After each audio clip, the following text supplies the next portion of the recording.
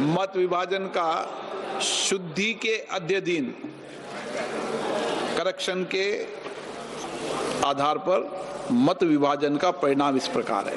आवश्यकता होगी तो करेक्शन और डिटेल में जाके कर सकते हैं।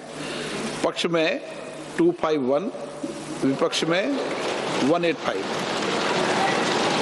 बहुमत प्रस्ताव के पक्ष में।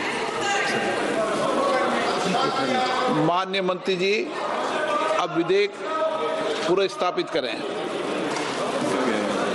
Item number 7।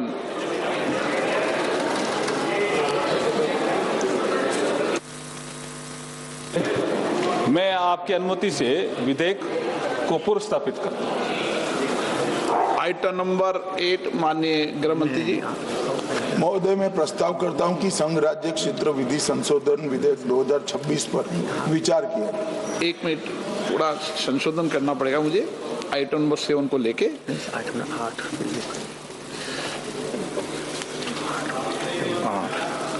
प्रश्न ये कि विधेयक को पुनर्स्थापित करने की अनुमति प्रदान की जाए। जो सदस्य इसके पक्ष में हाँ कहें, जो सदस्य विरोध में ना कहें। मेरे विचार में निर्णय हाँ वालों के पक्ष में, हाँ वालों के पक्ष में अनुमति प्रदान की जाती है। माननीय मंत्री जी अब विधेयक पुनर्स्थापित करें। महोदय, मैं प्रस्ताव करता हूं कि संघ राज्य क्षेत्र विधि संशोधन विधेयक 2026 पर विचार किया जाए। पुनर्स्थापित। Item number 9। प्रश्न ये कि विधेयक को पुनर्स्थापित करने की अनुमति प्रदान की जाए। जो सदस्य इसके पक्ष में हाँ कहें, जो सदस्य विरोध में ना कहें। मेरे विचार में निर्णय हाँ वालों के पक्ष में, हाँ वालों के पक्ष में अनुमति प्रदान की जाती है। माननीय मंत्री जी अब विधेयक को पुनर्स्थापित करें। अध्यक्ष महोदय, मैं आपकी अनुमति से विधेयक को पुनर्स्थापित करता हूं। धन्यवाद। Item number 10 Shri Arjun Ram Meghwal. Item number 10 66।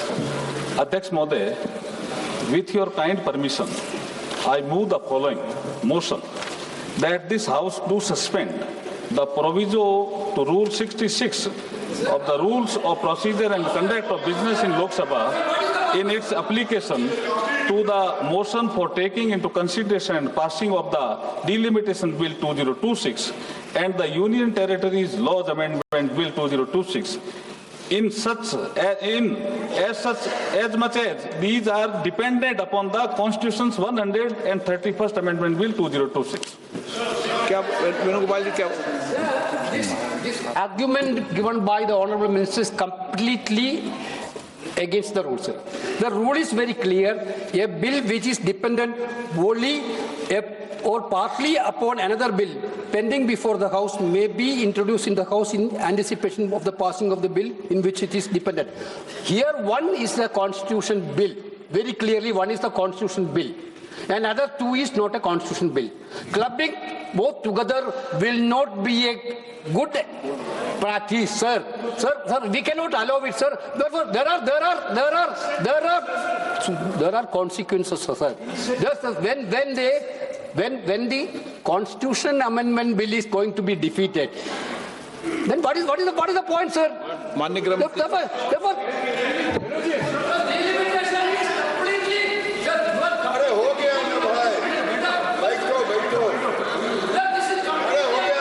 हो गया, आप बोल लिए। आप तो अपनी बात कीजिए माननीय गृह मंत्री। माननीय अध्यक्ष जी, मैं व्यवस्था दे रहा हूँ इस पे, मैं व्यवस्था दे रहा हूँ अभी। अरे भाई हो गया। गृह मंत्री जी मैं व्यवस्था दे रहा हूँ इस पे भी। माननीय अध्यक्ष जी, माननीय सदस्य वेणुगोपाल जी ने एक प्रकार से दो मुद्दे उठाए। एक मुद्दा टेक्निकल है कि जो संविधान संशोधन होता है इसमें गण की आपूर्ति अलग होती है और जो कानून होता है उसमें गण की आपूर्ति अलग होती है। सदन के बहुमत के जो रूल्स है, जो नियम बने हैं वो अलग अलग हैं, इसलिए इस पर साथ में विचार नहीं हो सकता। और दूसरा कि जब डिबेट होती है तब संविधान संशोधन पर डिबेट अलग होना चाहिए और बिल पर अलग डिबेट होना चाहिए। माननीय अध्यक्ष जी, ये जो 3 बिल, एक संविधान संशोधन और 2 बिल सदन के सामने अभी प्रस्तुत किए हैं। उसमें से संविधान संशोधन करने के बाद महिला आरक्षण को लॉजिकल एंड ले जाने के लिए ये 2 कानून जरूरी है, इसलिए 2 कानून साथ में लाए गए। एक प्रकार से संविधान संशोधन होने के बाद जो जरूरियात उत्पन्न होती है उसी में से ये 2 कानून लाने का सोचा गया है। जहां तक उनका सवाल है कि बिल पारित करने में मत का विभाजन अलग अलग होता है, तो अभी हम चर्चा एक साथ में करें, क्योंकि एक कुल मिलाकर एट लेंथ में देखें तो एक ही विषय पर चर्चा होना है। जब आप बिल पारित करोगे तो स्वाभाविक रूप से तीनों संविधान संशोधन में अलग डिवीजन होगा और बिलों की डिवीजन की जरूरत पड़ी तो भी वो अलग होगा। तो इसमें किसी भी प्रकार के औचित्य का भंग नहीं है और कई बार ऐसा हो चुका है, जैसे नारी शक्ति वंदन अधिनियम में भी ये तीनों बिल एक साथ ही आए थे और इसी सदन ने उनकी सहमति से पास किया, मगर आज सुबह वो विरोध करने का तय कर आए मीटिंग में, इसलिए हर चीज में विरोध ही किए जा रहे हैं।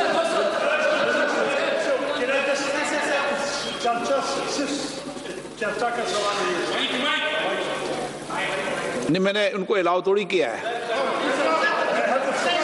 नो, नहीं, आप उनकी वकालत मत करो। नो, शशि थरूर जी ने ज्ञान दे दिया वेणुगोपाल जी को, या तो वेणुगोपाल जी ज्ञान प्राप्त नहीं करते तो शशि थरूर जी को बोलने दिया इन्होंने। मैं क्या करूं?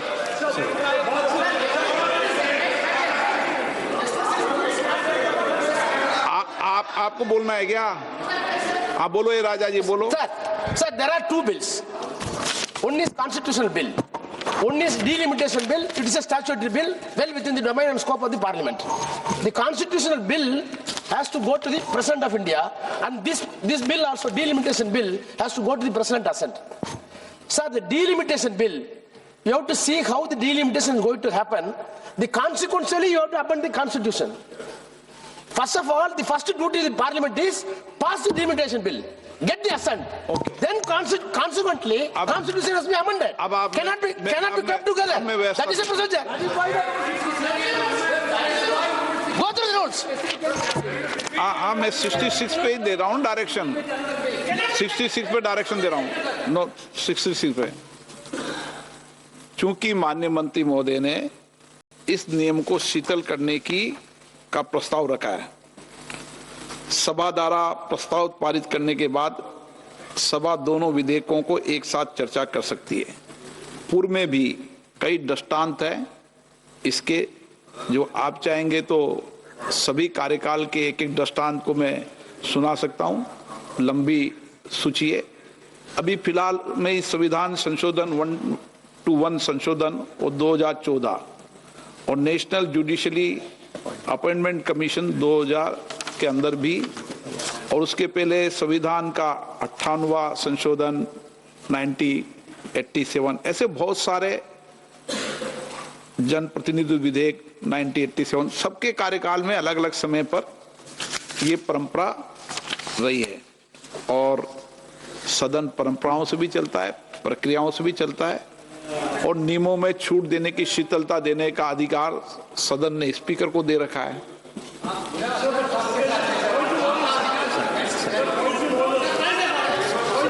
पॉइंट ऑफ ऑर्डर इसमें नहीं है।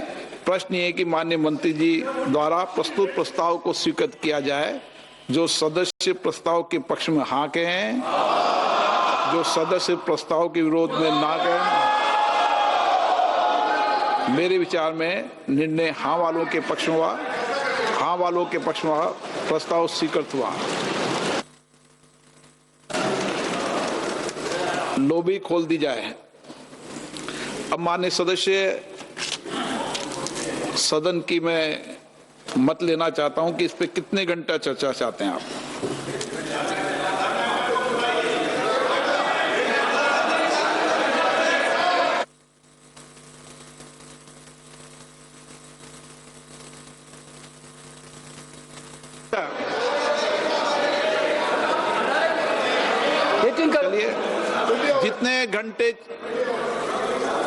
रात को अकेले बैठे रहोगे आप? हाँ, संसदीय कार्य मंत्री जी। अनुरोध है, क्योंकि सारा सदस्य इस महत्वपूर्ण चर्चा के लिए आए हैं, तो आपने पहले ही कह दिया कि बोलने का पर्याप्त समय देंगे। हमारा सरकार की ओर से हम एक बात रखना चाहते हैं कि क्योंकि 2 दिन का चर्चा है, आज सुविधा अनुसार आज और कल मिला करके अभी फिलहाल हम 12 घंटे का हम चर्चा का टाइम तय करें, और 12 घंटे के बाद समय एक्सटेंड करने का हम अथॉरिटी हम स्पीकर को दे दे तो भी ठीक है, क्योंकि कल 4 बजे मतदान करने का भी निर्णय है। तो स्पीकर साहब को ऊपर छोड़ देते हैं आज कितना देर तक चर्चा करना है। कि सारा मेंबर देर रात तक बैठेंगे तो हम लोग तो सरकार तो सुनने के लिए, जवाब देने के लिए भी तैयार है।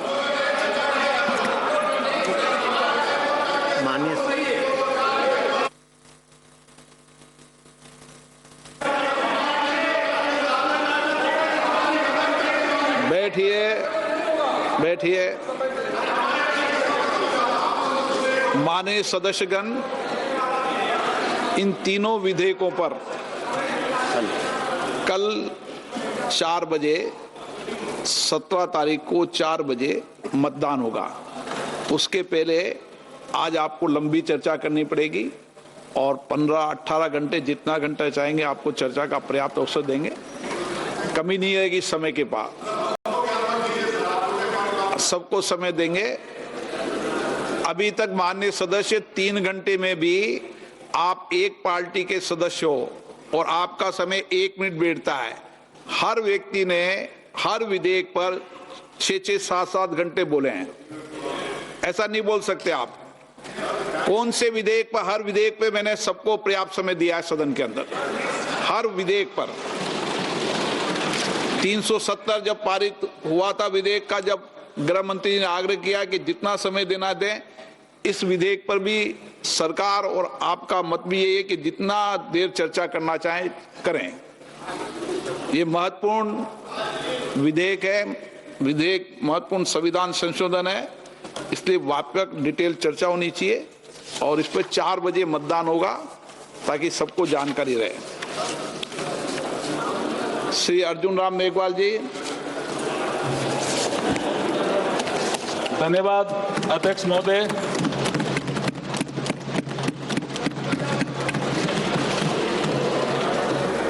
आज आपके माध्यम से इस महान सदन के समक्ष बोलते हुए मुझे गर्व, हर्ष और रोमांच की अनुभूति हो रही है। आज का दिन संसदीय इतिहास के पृष्ठों पर स्वर्णिम अक्षरों से लिखा जाएगा। इसी गरिमा में सदन ने सितंबर 2023 में नारी शक्ति वंदन अधिनियम 2023 को पास कर हमारी मातृशक्ति के लिए लोकसभा और राज्य विधानसभाओं में 33% सीटों के आरक्षण की व्यवस्था की थी और आज उस ऐतिहासिक निर्णय को लागू करने का समय आ गया है। अध्यक्ष जी, अध्यक्ष महोदय, इतिहास में कुछ अवसर ऐसे आते हैं जो इतना प्रभाव छोड़ जाते हैं कि सदियों तक उनको याद किया जाता है और आज का दिन ऐसा ही पावन दिवस है। अध्यक्ष महोदय, अध्यक्ष जी, हमारे संविधान निर्माताओं ने संविधान के आर्टिकल 368/2 माननीय सदस्य प्लीज, माननीय सदस्य,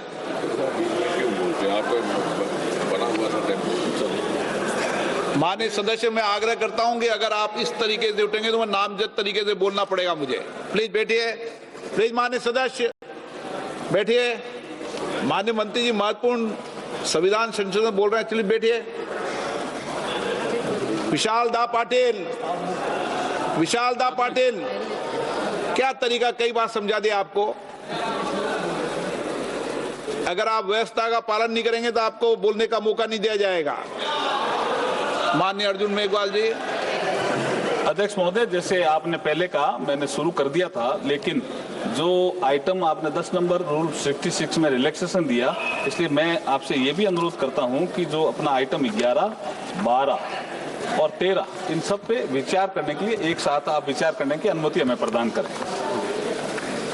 अध्यक्ष महोदय, मैं ये कह रहा था कि हमारे संविधान निर्माताओं ने संविधान के आर्टिकल 368(2) के माध्यम से संविधान को ये शक्ति प्रदान की है, जिसके माध्यम से हम आवश्यकता अनुसार संशोधन कर लोक हित के निर्णय लागू कर सकते हैं। ये संसद को ही शक्ति दी है संविधान ने आर्टिकल 368 के तहत। इस पवित्र उद्देश्य से नारी शक्ति वंदन अधिनियम को लागू करने के लिए ये तीनों बिल आज इस महान सदन के समक्ष प्रस्तुत हुए हैं। महिलाओं को उचित प्रतिनिधित्व मिले, इसके लिए संविधान सभा में बहस हुई। श्रीमती हंसा मेहता, श्रीमती रेणुका रे, श्रीमती पूर्णिमा बनर्जी, श्रीमती अम्मू स्वामीनाथन जैसी महिला सदस्यों ने महिला प्रतिनिधित्व के मुद्दे पर संविधान सभा के समक्ष भी उठाया था। इसका मतलब मुद्दा 1949 से भी चल रहा है। अध्यक्ष महोदय, हमारे संविधान की प्रस्तावना में एक जस्टिस शब्द का उल्लेख हुआ है। जस्टिस की अपन बात को जोर देकर के भी संविधान सभा के निर्माताओं ने कहा है। जस्टिस भी 3 प्रकार का उन्होंने कहा है: सामाजिक, आर्थिक, राजनीतिक न्याय। सर्वप्रथम यदि हम सामाजिक न्याय की बात करें तो ऐसा नहीं है कि इस दिशा में कदम नहीं उठाए गए। जो भी सरकारें रही उस पर चिंतन हुआ, लेकिन आदरणीय नरेंद्र मोदी जी की सरकार आने के बाद मातृशक्ति के सामाजिक न्याय के लिए अनेक योजनाएं संचालित की गई। वह उनकी स्पीड और स्केल को बढ़ाया गया। मोदी जी जब महिलाओं के लिए शौचालय बनाते हैं तो महिलाओं के सम्मान में वृद्धि होती है, उससे इज्जत घर का नाम दिया जाता है। पीएम आवास के माध्यम से जब 69% मालिका हक मातृशक्ति को दिया जाता है तो वो सुरक्षित महसूस करती है। उज्ज्वला योजना के माध्यम से जब गैस चूल्हा मिलता है तो स्वास्थ्य में सुधार होता है।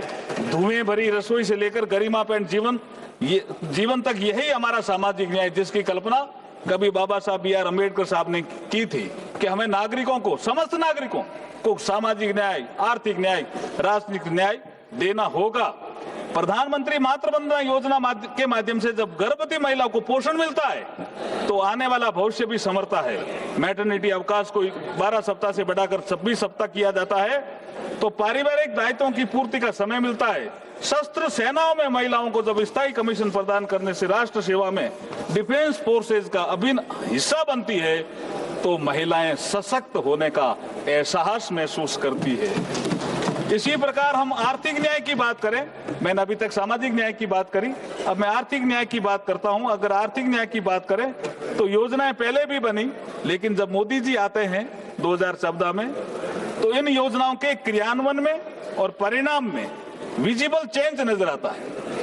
महिलाओं के लिए जनधन खाते, प्रधानमंत्री मुद्रा योजना, सुकन्या समृद्धि योजना, लखपति दीदी, मुद्रा योजना में तो 60% से ज्यादा महिलाएं आर्थिक रूप से सशक्त और समर्थ बन रही है।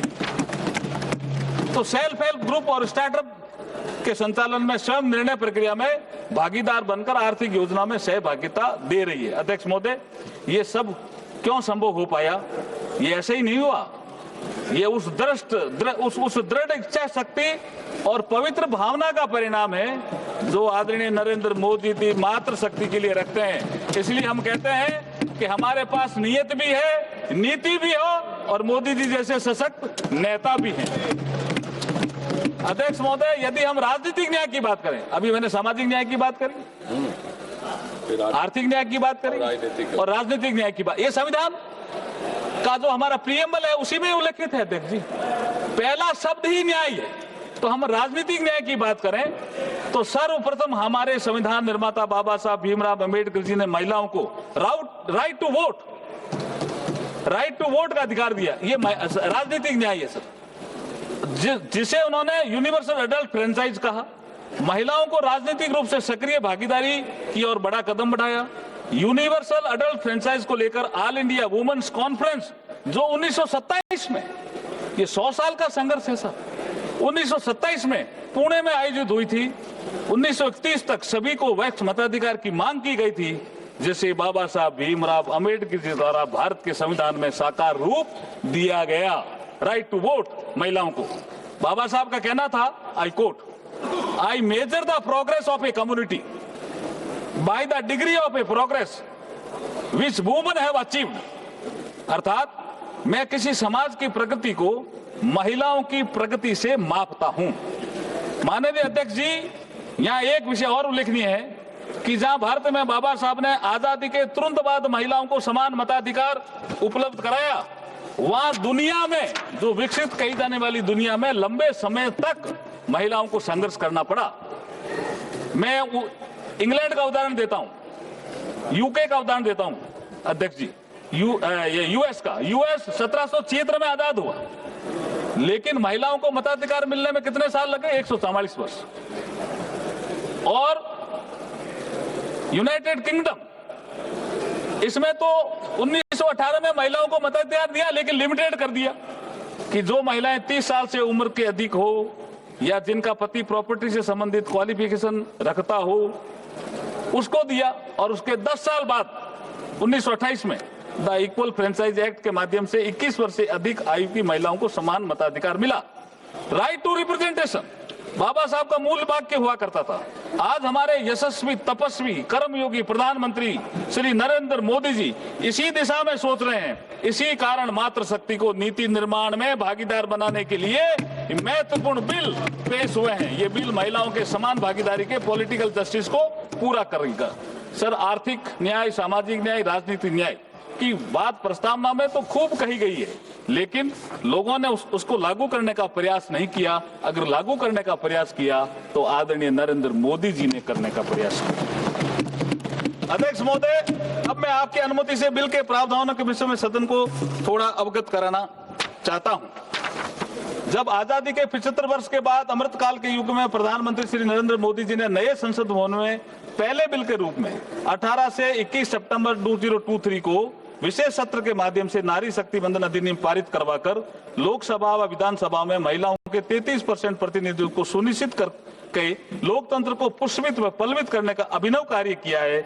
आज उसी श्रृंखला में हम ये अमेंडमेंट बिल लेकर के आए हैं।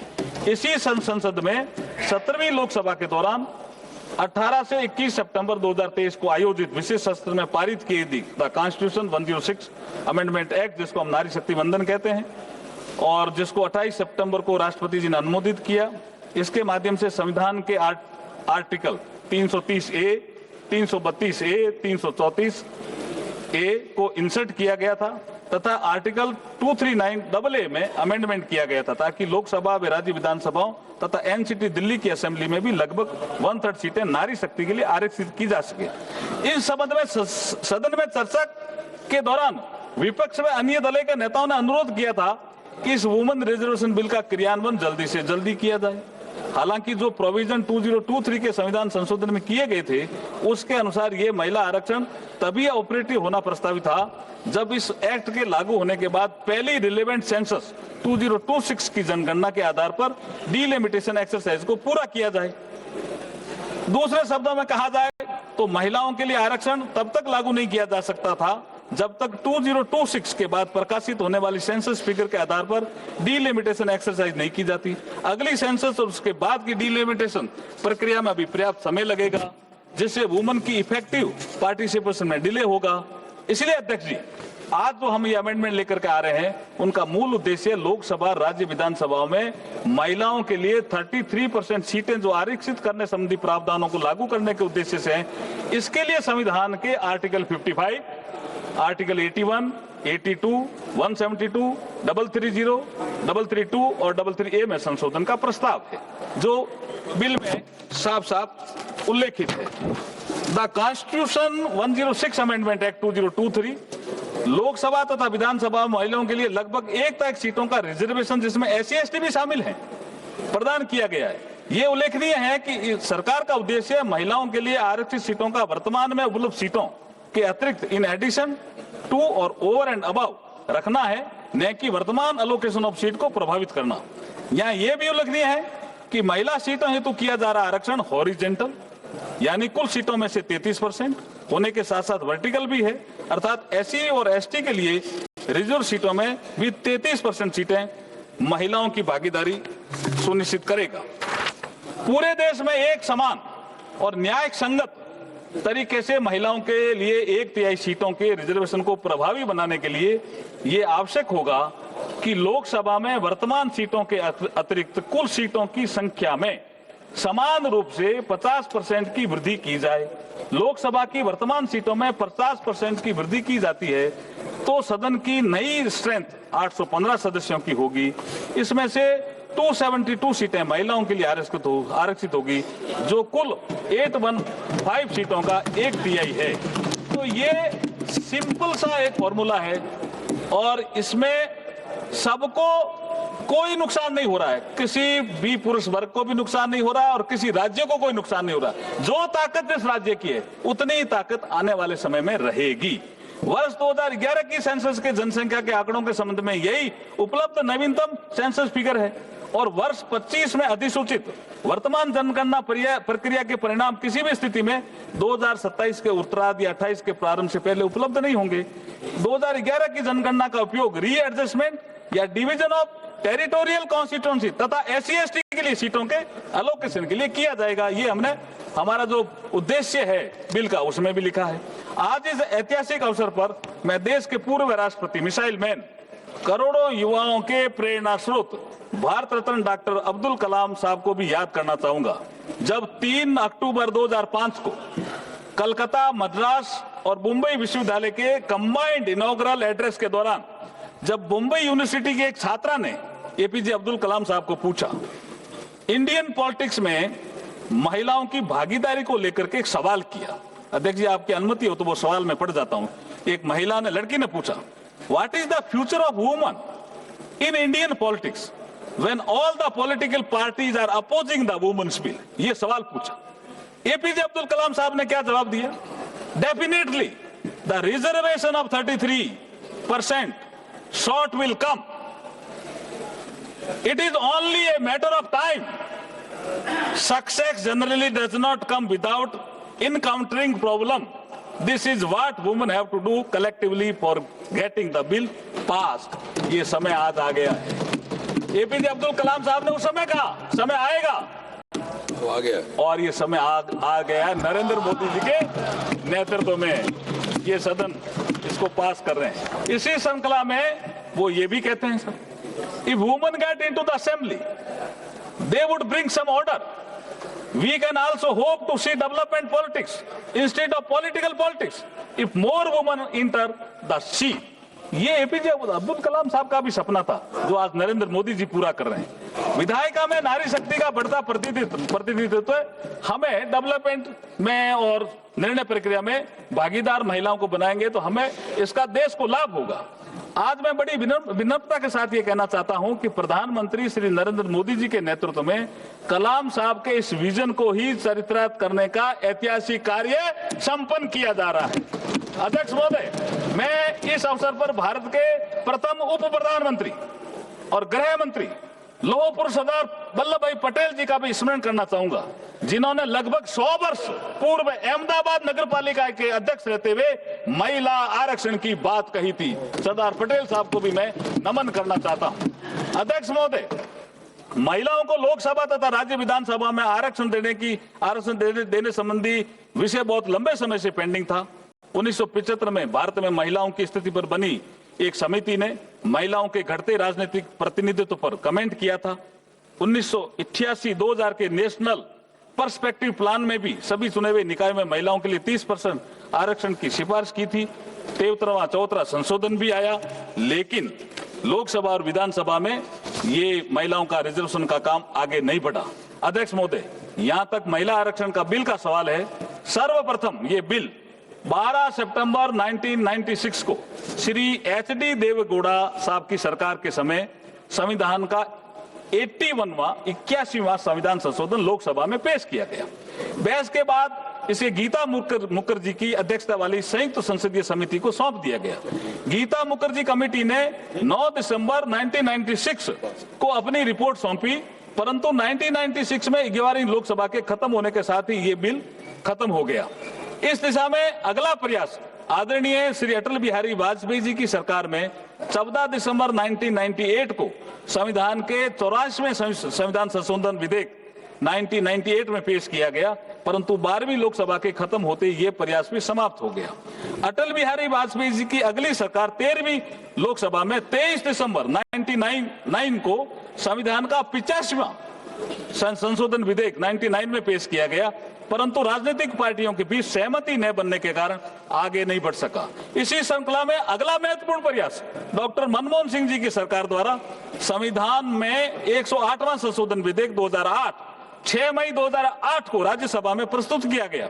2 साल बाद 9 मार्च 2010 को राज्यसभा में तीखी बहस और भारी हंगामे के बीच ये बिल पास हो गया, किंतु लोकसभा में ये बिल पास नहीं हो सका। अध्यक्ष महोदय, हमारे यशस्वी प्रधानमंत्री नरेंद्र मोदी जी जो महिला अधिकारों और महिला कल्याण के प्रति सदैव संवेदनशील है, उनके मार्गदर्शन में लगभग सर्वसम्मति बनाते हुए नई संसद के पहले बिल के रूप में 19 सितंबर 2023 को नारी शक्ति वंदन अधिनियम संविधान का 128वां संशोधन विधेयक 2023 लोकसभा में प्रस्तुत किया, जो लोकसभा में भारी बहुमत से पास हुआ, जिसके पक्ष में 454 वोट पड़े, मात्र 2 वोट विपक्ष में पड़े, जिसे बाद में संविधान का 106वां संशोधन कहा गया।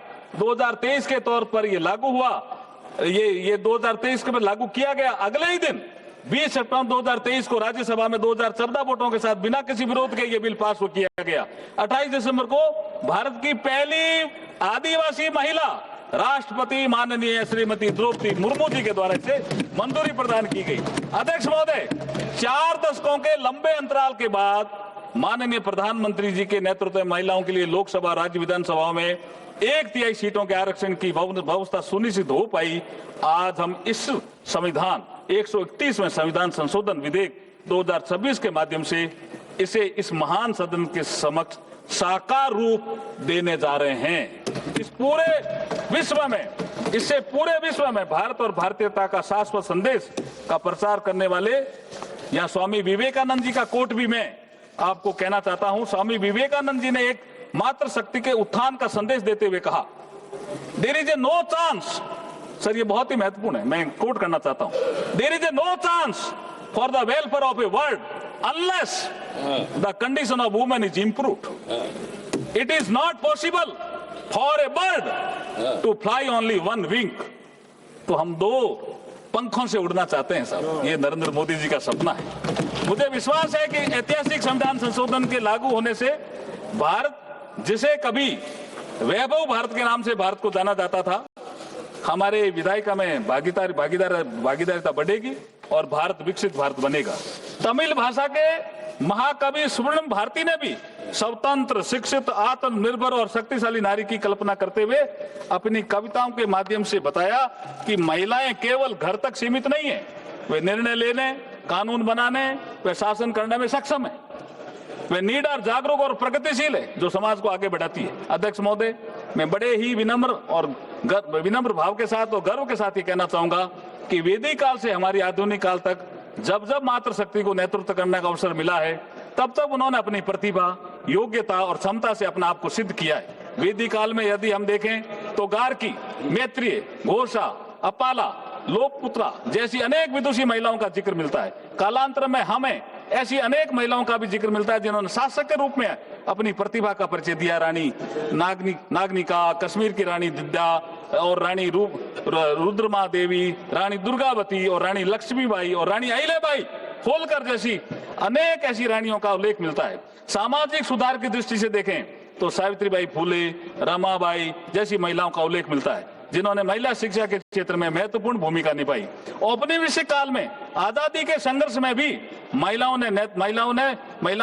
नेतृत्व ने बढ़ चढ़कर भूमिका निभाई।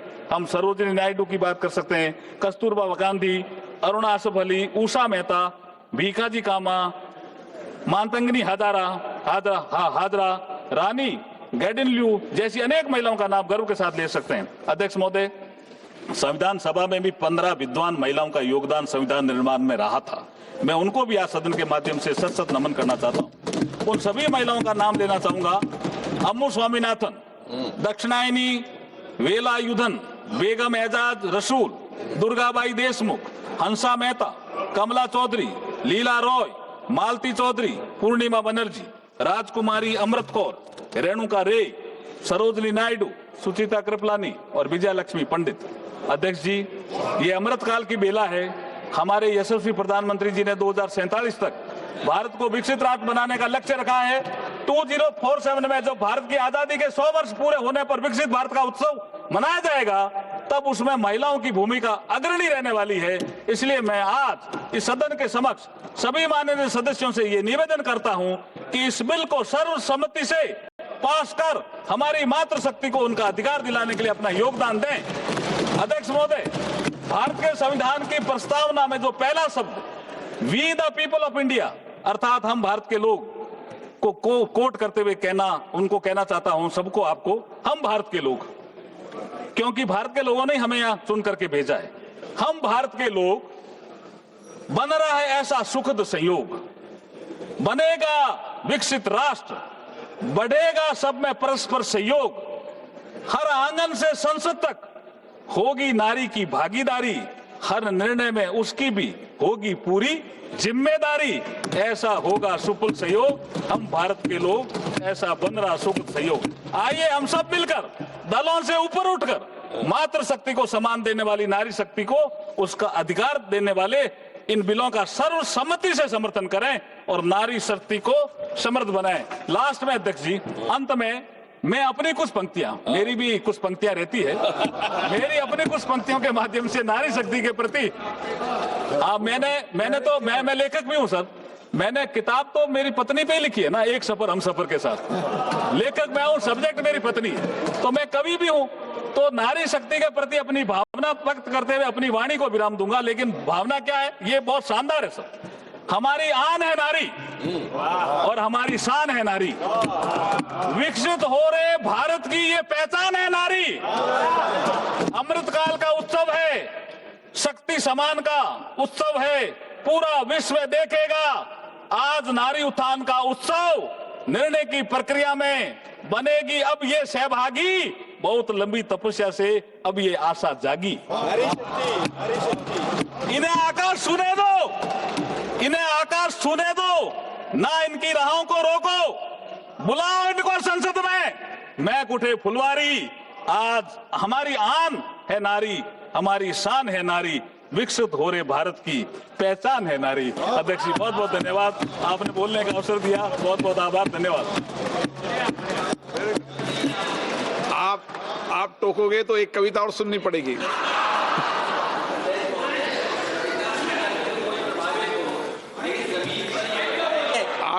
आपको एक दो कविता सुननी पड़ेगी, 2 बार बोलोगे तो। गौरव गोगोई जी, गौरव गोगोई जी। धन्यवाद अध्यक्ष महोदय। आज इस विशेष सत्र में मैं अपने पार्टी के तरफ से जो संविधान का 131वीं संशोधन है उसके विरोध में अपने पार्टी की तरफ से अपनी बात रख रहा हूं। सर, अभी हमने कानून मंत्री अर्जुन मेघवाल जी की बात सुनी और कहीं उनके बातों से लग रहा था कि शायद पहली बार सदन के अंदर महिला आरक्षण पे चर्चा हो रही है। आज ही हर्ष का दिन है, आज ही उल्लास का दिन है, आज ही पारित हो रहा है, पहली बार हो रहा है, ऐतिहासिक हो रहा है, ऐसा उन्होंने एक ढांचा बनाने की कोशिश की। लेकिन आज से ही 3 साल पहले तब आदरणीय गृह मंत्री जी, उस समय भी ऐसी ही बातें उन्होंने की। और अगर आप दोनों के वक्तव्यों को सुनेंगे तो मुझे लगता है कि 90% आदरणीय गृह मंत्री जी ने उस समय जो कहा वही आज कानून मंत्री जी ने पढ़ के हमको दोबारा सुनाया। उस समय भी आदरणीय गृह मंत्री जी ने हम सबको श्री गणेश करने के लिए आह्वान जलाया था कि आइए, इससे 2023 से पहले 5 बार महिला आरक्षण पर विभिन्न प्रकार के कानून लाए गए हैं। इस बार तो प्रधानमंत्री मोदी जी उन्होंने एक सशक्त कदम लिया है, इस बार हो जाएगा। उस समय भी ऐसी बातें थी। और उस समय भी हमने यही बात की थी जो हम आज आपके सामने कर रहे हैं कि हमारी पार्टी कांग्रेस पार्टी महिला आरक्षण के पक्ष में है, पर कृपया महिला आरक्षण को आप सरल करिए ताकि महिला आरक्षण जिस समय कानून पारित हो उसी समय लागू हो जाए और 500 जो हमारे 543 है लोकसभा की जो वर्तमान जो हमारी ताकत है उस पर लागू हो जाए, उसको परिसीमन के साथ मत जोड़े। उस समय भी ये बात कही, आज भी हम ये बात कह रहे हैं। उस समय भी हमने ये बात कही थी। लोकसभा में आदरणीय हमारी कांग्रेस दल की नेत्री श्रीमती सोनिया गांधी जी ने यही बात कही थी कि हम महिला आरक्षण के पक्ष में हैं, पर इसको आप परिसीमन के साथ मत जोड़िए। और अगर आप महिला आरक्षण आप वर्तमान उस समय में 2024 के इलेक्शन में ही लागू करिए, उस समय भी हमने ये गुहार की थी। उस समय हमको आदरणीय गृह मंत्री जी ने कहा कि नहीं, डिलिमिटेशन कमीशन करना पड़ेगा। और मैं आदरणीय गृह मंत्री जी को मैं उनका जो स्पीच है उनके उसके ही मैं भाषण में एक लाइन उन्होंने कही थी जो मैं आपको इस सदन के इस चर्चा में लाना चाहता हूं। उन्होंने खुद कहा कि जैसे ही लोकसभा चुनाव पारित हो जाएगा, मतलब 2024, उन्होंने खुद कहा कि जैसे ही लोकसभा चुनाव पारित हो जाएगा तुरंत जनगणना होगी, तुरंत परिसीमन होगा, तुरंत महिला आरक्षण लागू होगा।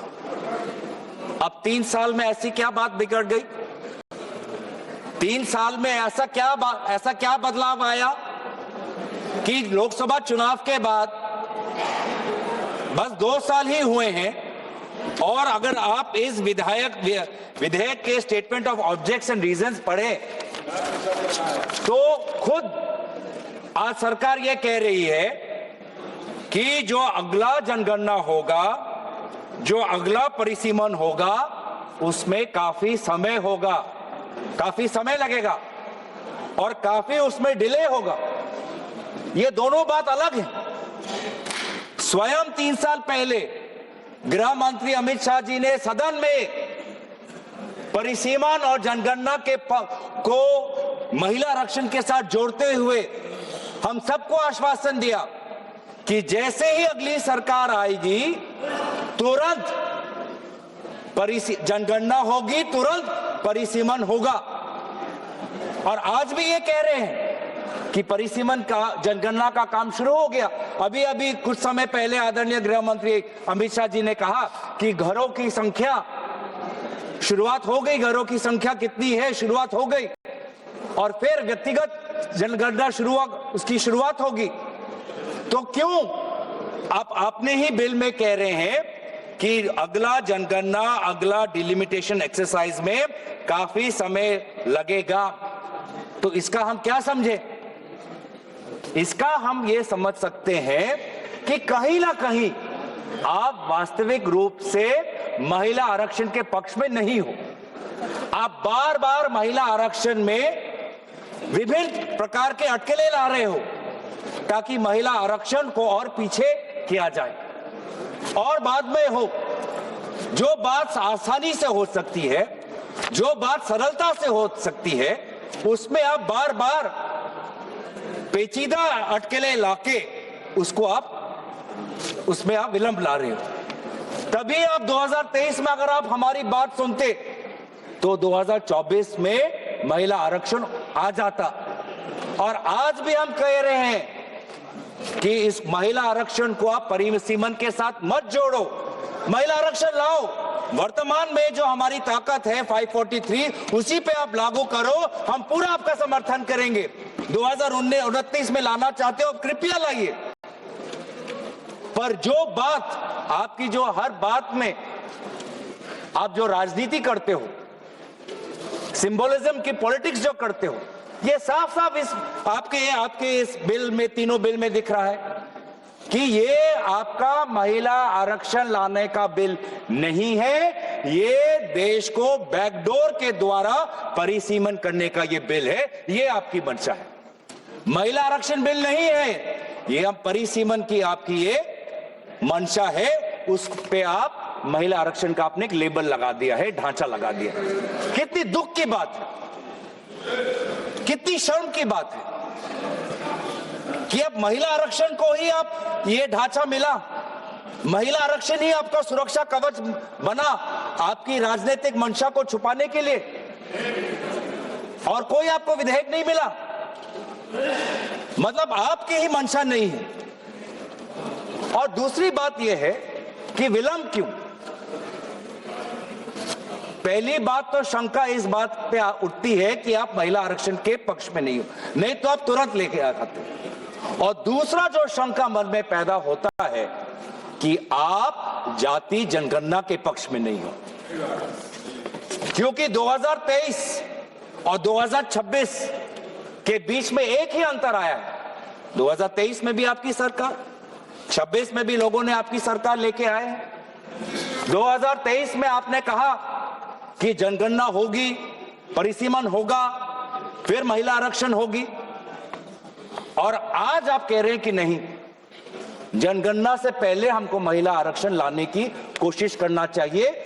क्या फर्क आया? फर्क बस इतना ही आया कि पूरे इंडिया अलायंस और विभिन्न विरोधी दल के दबाव में आदरणीय राहुल गांधी जी के नेतृत्व में हमने आपके सरकार को विमर्श किया कि आपको जनगणना के साथ जाति जनगणना करनी पड़ेगी, जिसका उल्लेख आपने एक प्रेस रिलीज के द्वारा आपने फरवरी के महीने में किया, दबाव में आके किया, इसके पक्ष में आप नहीं थे। इससे प्रेस रिलीज से पहले कई बार सदन के अंदर सदन के बाहर क्या क्या हम पर आलोचना नहीं हुई, कभी अर्बन नक्सल, कभी देशद्रोही, क्या क्या नहीं कहा, देश का बंटवारा चाहते हैं, क्या क्या आरोप नहीं लगाया। लेकिन जब आपने खुद देखा कि देश के लोग, अति पिछले वर्ग के लोग, अल्पसंख्यक जब वो चाहते हैं, जनजाति लोग, अनुसूचित जाति लोग जब वो चाहते हैं कि जाति जनगणना हो, तो आपने विमर्श होकर आपने जाति जनगणना लेके आए। अब आप वो जाति जनगणना को नहीं करना चाहते, आप नहीं लागू करना चाहते। अभी भी समय है, 2026 है, आप कह रहे हो कि काम आपका शुरू हो गया है, तो आपको क्यों लगता है, आपने क्यों यहां पे लिखा है कि कंसिडरेबल टाइम लगेगा और पार्टिसिपेशन ऑफ वुमेन जो है हमारी पॉलिटिक्स में वो डिले हो जाएगी? मतलब आप जाति जनगणना के पक्ष में नहीं हो। साफ साफ आपका उद्देश्य, आपकी राजनीति यहां पे है। मैं पढ़ देना चाहता हूं।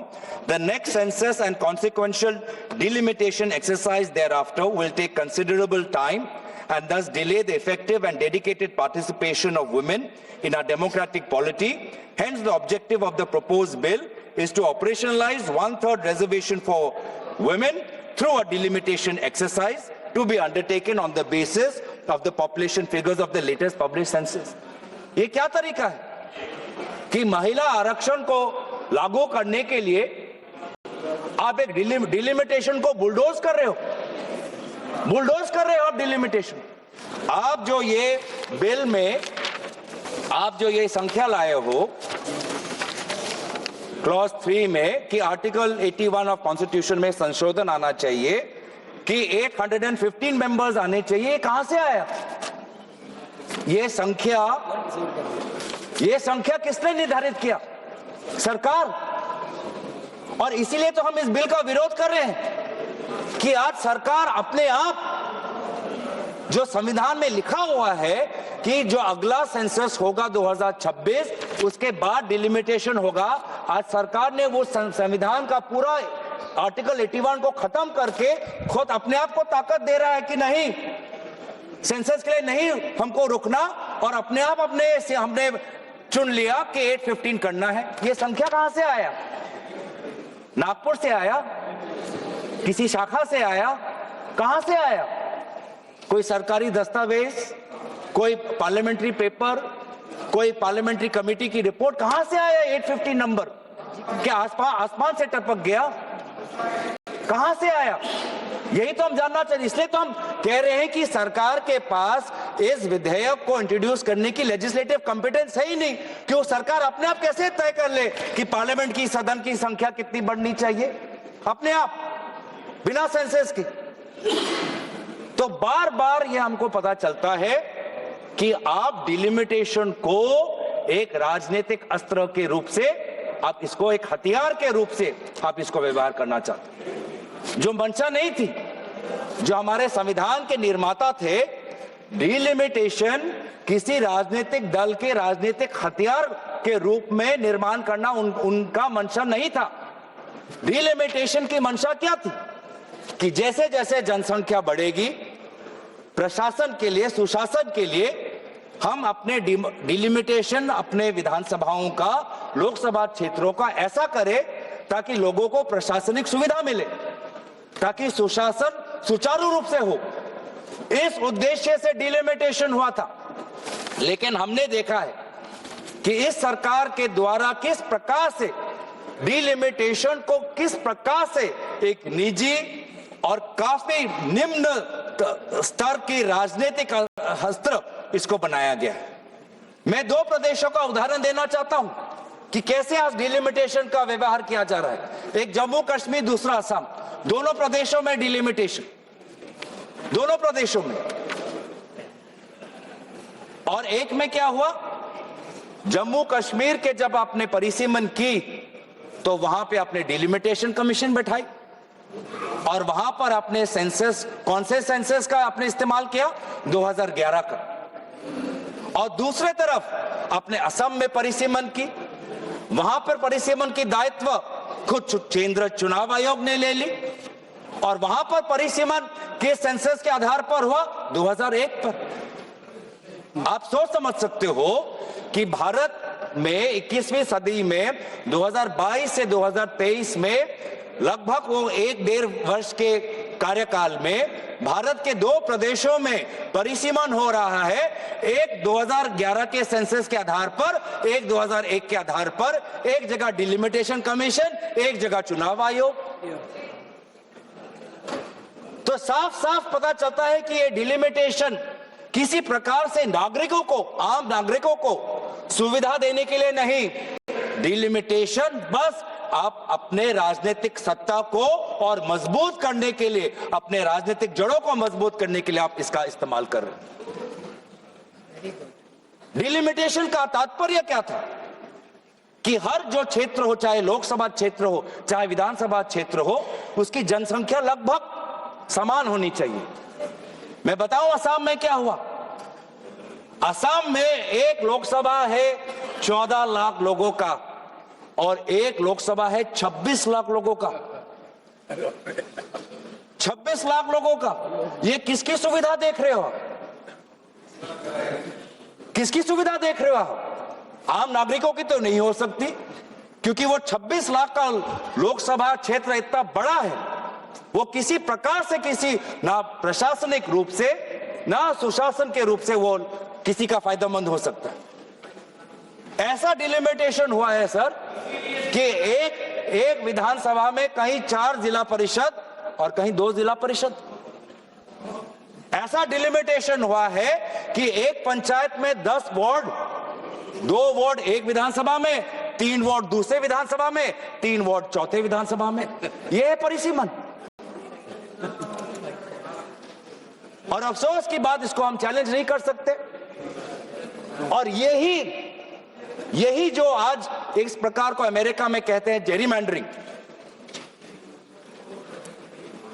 पूरा कंप्लीट पॉलिटिकल एक्सप्लॉयटेशन, कि कोई एक ज्योग्राफिकल कंटिग्यूटी होती है सर। डिलिमिटेशन में एक और चीज होती है कि geographical, besides administrative efficiency, geographical contiguity होनी चाहिए। लेकिन आज आपने ऐसे क्षेत्र बनाए हैं कि एक नदी के इस पार और एक गांव पहाड़ के उस पार। किस लिए? ये किस प्रकार का ज्योग्राफिकल कंटिग्यूटी है? आप मैप देखिए सर। अब यही चीज जो उन्होंने असम में किया, जो उन्होंने जम्मू कश्मीर में किया, अब महिला आरक्षण के द्वारा पूरे देश में ये कहना चाहते हैं। कितनी शर्मनाक बात है, कितनी शर्मनाक बात है, दुख की बात है। महिलाओं का अपमान है कि आप इस प्रकार का महिलाओं का आप राजनीतिक दुरुपयोग कर रहे हो महिला आरक्षण के नाम पर। आप भारतीय संस्कृति की बात करते हो, भारत के देवी देवताओं की बात करते हो, भारत के उपनिषद और पुराणों की बात करते हो, और ये है आपका मंशा, डिलिमिटेशन। हमने ये खुद देखा है सर कि आज कहीं ना कहीं ये एक शंका है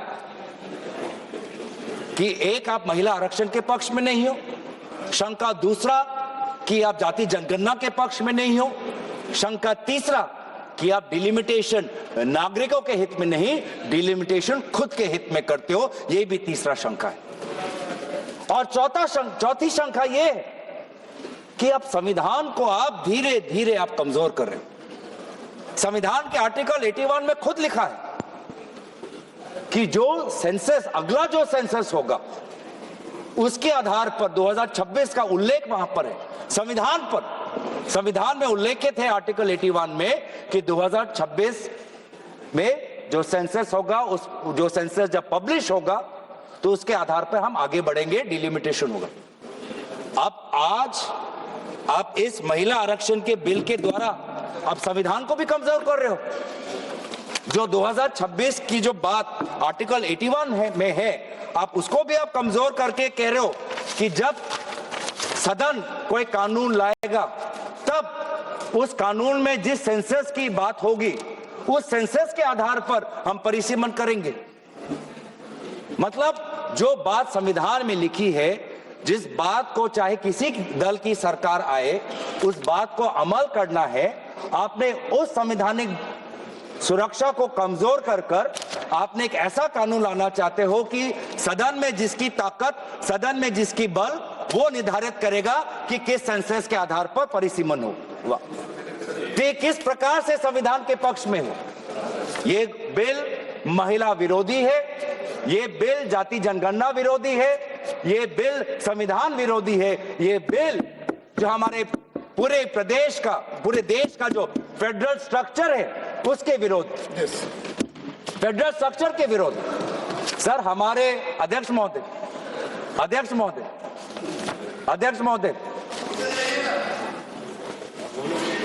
हमारे प्रदेश जब हमारे देश में जब राज्यों का जन्म हुआ तो उस समय जनसंख्या नहीं देखी गई थी, भाषा देखा गया था।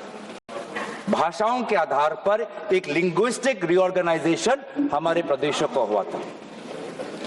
कहीं कहीं जो हमारी एथनिसिटी है, नॉर्थ ईस्ट के जो ट्राइब्स हैं, उनको पता है कि वो एक बड़े ग्रेटर असम के पार्ट में हैं, लेकिन कहीं ना कहीं उनको अपना परिचय बचाना था, अपने भाषा का परिचय, अपने एथनिसिटी का परिचय, अपने परंपरा का परिचय, और इसीलिए वो ग्रेटर असम से, ग्रेटर नॉर्थ ईस्ट फ्रंटियर से वो निकलकर उन्होंने अपने सेपरेट स्टेटहुड की मांग की, जिसके कारण स्वाभाविक रूप से उनकी जनसंख्या कम हुई।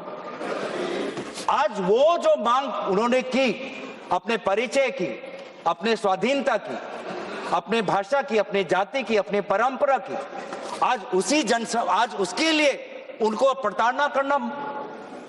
प्रताड़ित किया जा रहा है, क्योंकि जनसंख्या के आधार पर उनकी कभी ताकत इतनी होगी नहीं कि सदन के अंदर कोई नागालैंड में का होकर बुलंद अपनी आवाज रखे, कोई अरुणाचल का होकर बुलंद अपनी आवाज रखे, कोई मिजोरम का होकर बुलंद अपनी आवाज रखे। आज भी हमारे भारत देश में कई ऐसे प्रांत हैं जो स्टेटहुड की मांग कर रहे हैं।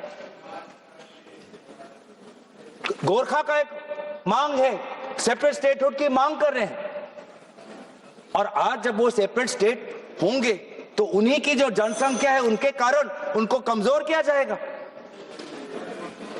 तो आपने जो एक विषय है, जिस विषय पर हमारे केसी वेणुगोपाल जी ने कहा कि हमारे जो पूर्व प्रधानमंत्री है स्वर्गीय इंदिरा जी, स्वर्गीय अटल जी, उन्होंने पूरे जो हमारी फेडरल बैलेंस है, संतुलन है, उसको बचाने के लिए फ्रीज डाला था पॉपुलेशन सेंसस में 1976 और 2001 में, एक बड़े एक सोच के साथ। आज आप उनसे भी परे हो रहे। आप तो कांग्रेस के स्वर्गीय प्रधानमंत्री इंदिरा जी से तो बड़े अपने आप को समझते हो, आप स्वर्गीय अटल जी से भी अपने आप को बड़े समझते हो, जो एक अटल जी से भी, स्वर्गीय अटल जी से भी अपने आप को आप बड़े स्टेट्समैन समझते हो। तो जो आज ये पॉपुलेशन की जो बात है, एक संतुलन की बात है, जिसको मैं काफी बारीकी से समझना है, फेडरल स्ट्रक्चर को के बैलेंस को पकड़ने के लिए बहुत सबको साथ, सारे प्रदेशों के मुख्यमंत्री, सारे विभिन्न दलों के साथ बातचीत करनी है। उसको आप महिला आरक्षण के नाम पर सबके बुलडोज कर रहे हो आप। हम दोबारा आपको कह रहे हैं, लाइए महिला आरक्षण, हम इसके विरोध में नहीं है, महिला आरक्षण लाइए, लेकिन ये परिसीमन के अटकेले और इस परिसीमन के जाल से इसको बाहर निकालिए, सरल करिए, आसान करिए, लागू करिए, ताकि हम सब देख पाए। इससे महिला आरक्षण के द्वारा आप अपने राजनीतिक रोटियों को मत सेकें। मैं दोबारा कोशिश करूंगा कि काफी परिसीमन को लेकर इस देश में गंभीर सवाल उठ रहे हैं, जिस सवालों का जवाब, जिस मसलों का समाधान पूर्व में हमारे स्वर्गीय प्रधानमंत्री ने किया है, और काफी एक बारीकी से काफी संतुलन उन्होंने सृष्टि करने में वो सफल हुए। उस संतुलन को आप अपने राजनीतिक रोटी के लिए, अपने राजनीतिक मुनाफा के लिए भारत के उस संतुलन को मत बिगाड़िए, मत बिगाड़िए। आज भी हम एक, जैसे राहुल जी ने कहा है कई बार कि हम यूनियन है एक स्टेट्स के। इस यूनियन में चाहे स्टेट की जनसंख्या बड़ी हो या स्टेट की जनसंख्या कम हो, जनसंख्या के आधार पर उनको राजनीतिक रूप से उनकी ताकत को आप कम मत करिए या बढ़ाइए मत। सबको तवज्जो मिले, भारत की जो हमारी अखंडता है वो अमल रहे और भारत हमेशा सशक्त रहे। इसीलिए परिसीमन पर गंभीर चर्चा हो और इस प्रकार से बुलडोज ना करे। महिला आरक्षण पर आप उसको इस ढांचे से निकाले, एक सरल बिल लाइए, जो आप हमारे इस सुझाव को कबूल करिए। इसलिए आपने इस प्रकार के गैर संवैधानिक, गैर महिला, गैर जाति जनगणना, गैर जो हमारे संघीय ढांचे के खिलाफ बिल लाने के कारण हम पुरजोर तरीके से इस बिल का विरोध करते हैं। धन्यवाद। Tejasvi Surya.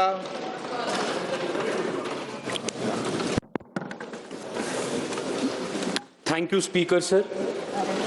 You have given me an opportunity to speak in this very important debate.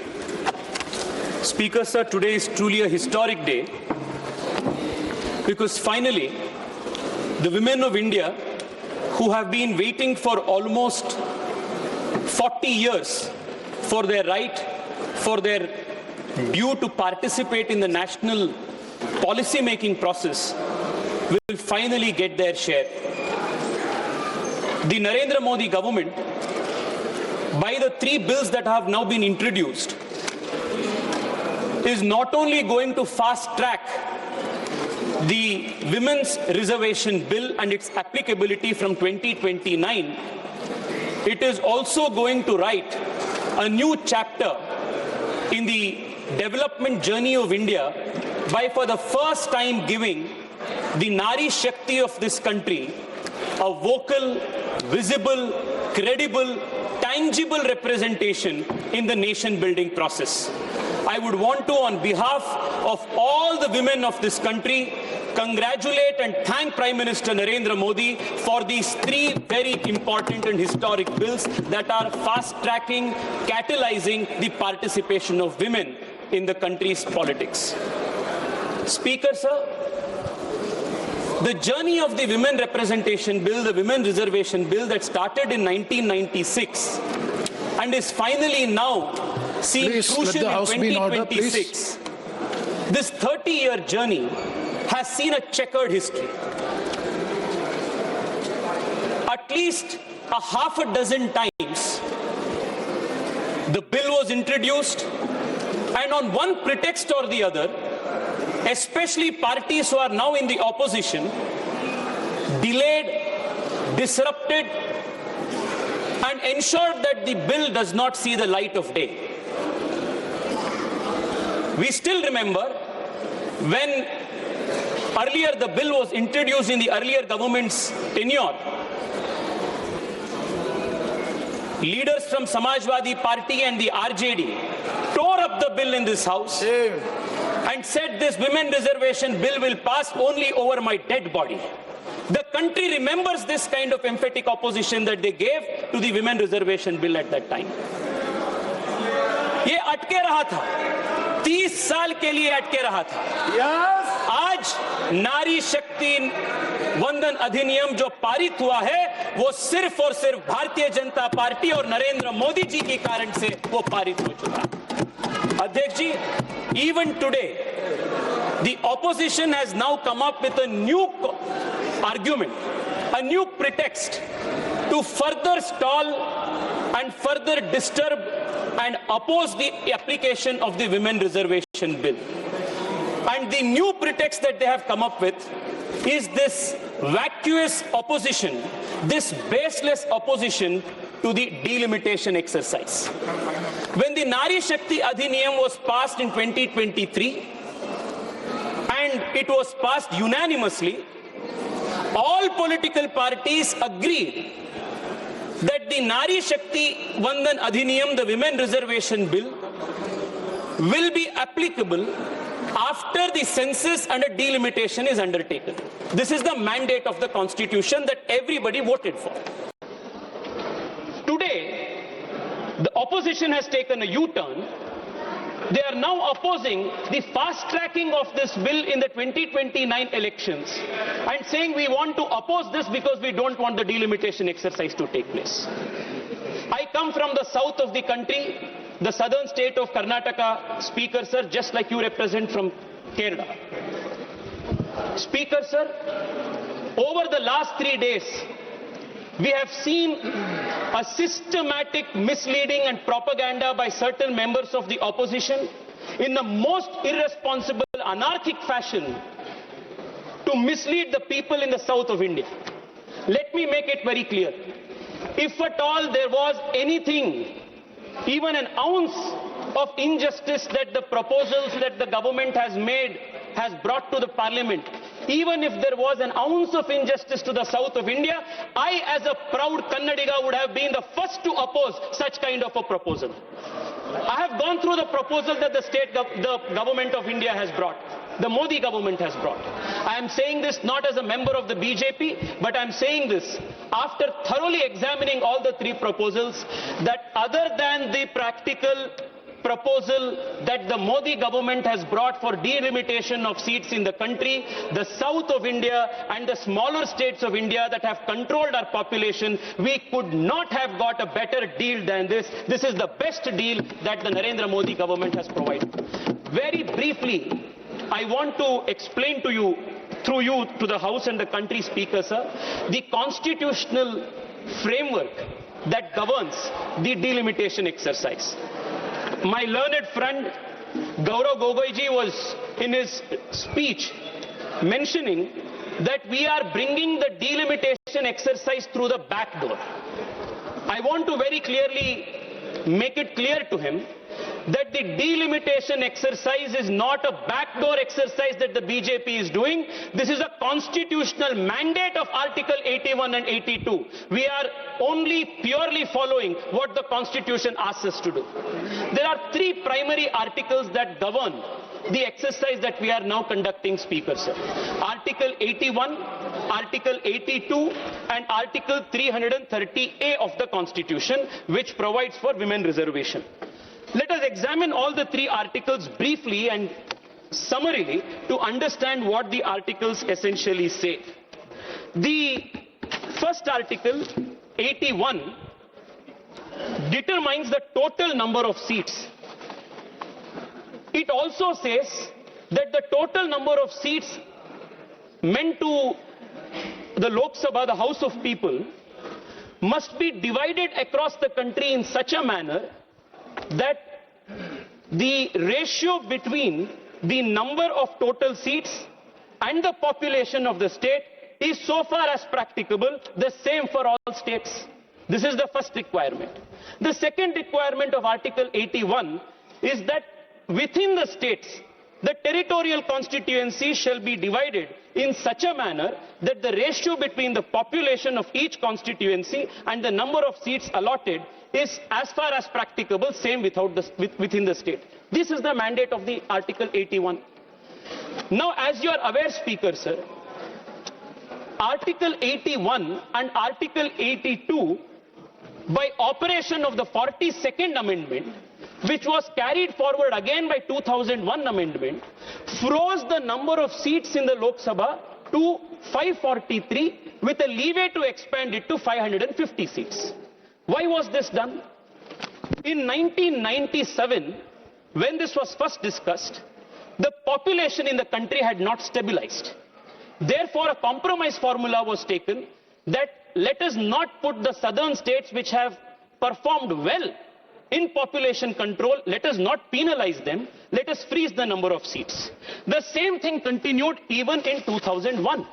In 2001, while considering this bill, the then Law Minister Arun Jaitley ji said this to the floor of the House.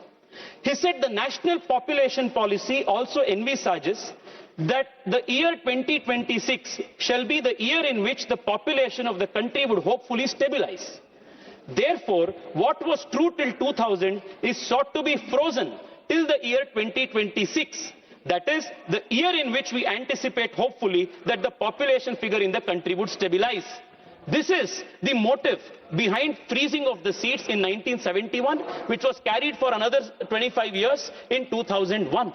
We are now in 2026. The first argument that the opposition is making is they don't want the delimitation exercise to take place. This is the most absurd argument.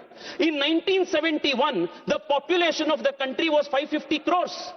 The population of the country in 2026 today is 140 crores. There are assembly constituencies and parliamentary constituencies. Again, I want to take the reference made by learned colleague Gaurav Gogoi ji in his speech. There are certain assembly constituencies in this country which are 26 lakh in number. There are certain constituencies where one single MP is representing close to 38 lakh people in the country. The population of almost a small nation in Europe. How is this democratic? How is this accountable governance?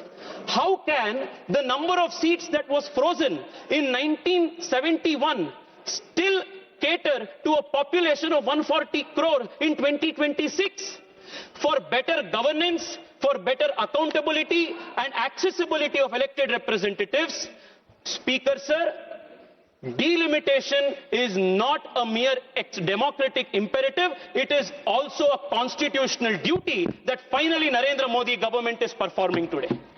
Speaker sir, I want to contrast this with the proposals that the Congress and the opposition is giving. The opposition says, why can't you implement women reservation as it is on the 543 seats? Why don't you freeze the number of seats? Now, were we to freeze the number of seats, it will defeat the principle in Article 81 of one person, one vote and one value. This is a very important constitutional principle that the founding fathers of the Constitution have protected. You cannot be having a seat where 8 lakh or 9 lakh people will be one parliamentary constituency and another constituency with around 30 lakh people represented by one MP. It defeats the very purpose, which is why Constitution mandated that 2026 shall be the year where delimitation of the seats shall take place. All that the government is now trying to do is fulfill this constitutional mandate. There is a difference between other governments and the Modi government, Speaker sir. Other governments, especially the governments of the Congress party, have always believed and practiced the politics of postponement. It is the Narendra Modi government that does not believe in politics of postponement but believes in solving the problems of the past. I want to give you an example. OROP was pending from 40 years. What did earlier Congress governments do? Postpone it. Article 370 was pending from 70 years. What did all these governments do? What was supposed to be a temporary provision, they converted into a permanent provision. What did they do? Postpone it. The Bangladesh and India border swapping deal, for almost 40-50 years, it was kept pending. What did the earlier governments do? Postpone it. It is the Narendra Modi government that solved the 70-year-old temporary provision of Article 370 by abrogating it because we do not believe in the politics of postponement. We finally solved the OROP after 40 years because we do not believe in the politics of postponement. If the Congress were in power today, they may have, like was done in 71, like was done in 2001, wanted to take the safe route, the unconstitutional route, the undemocratic route of freezing the 1971 census equation, but the Narendra Modi government has decided to bring a new equation to the scheme, which is going to give more seats to all states, more representation, and while doing this, follow the constitutional mandate of delimitation based on one vote, one value principle. This, according to me, Speaker sir, is the most practical, genius solution that anybody could have come on. I welcome this constitutional proposition that the Narendra Modi government has brought. Speaker sir, I now want to take a couple of minutes to examine the arguments that the Congress party and its leaders, the opposition and its leaders have made in opposition to these three bills. Now the first thing that they say is, don't do anything. Don't bring in the delimitation. Why are you bringing delimitation and connecting it with the women's reservation bill? Now, let me for a minute assume what will happen if we don't do anything today. Article 81, Article 82 and the Nari Shakti Adhiniyam under 330A will trigger. Now, what will that do?